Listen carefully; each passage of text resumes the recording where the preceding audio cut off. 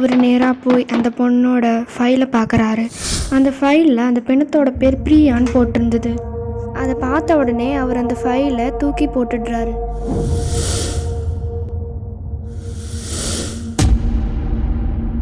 அதுக்கப்புறம் அவர் பயப்பட ஆரம்பிக்கிறாரு. அந்த ஃபோட்டோவே அவர் மறைச்சி பார்த்துட்ருக்காரு. அதுக்கப்புறம் ஒரு பேய் வந்து அவரோட கழுத்தை பிடிக்குது. அதோட கழுத்தை பிடிச்ச உடனே அங்கேருந்து லைட்ஸ் எல்லாம் வெடிஞ்சு ஆன் ஆகி ஆஃப் ஆகுது.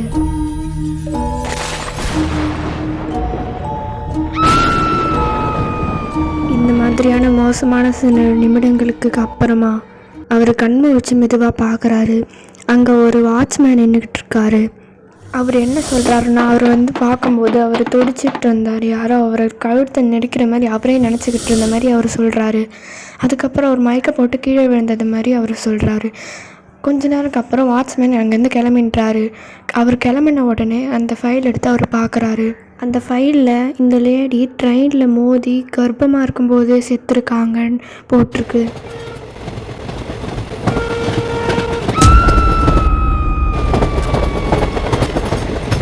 இதில் ஆச்சரியம் என்னென்னா, அவங்க செத்து போன அடுத்த நாளே அவனை கர்ப்பமாக்குறவங்களையும் அவங்க ஆவியாக வந்து கொண்டுட்டாங்க.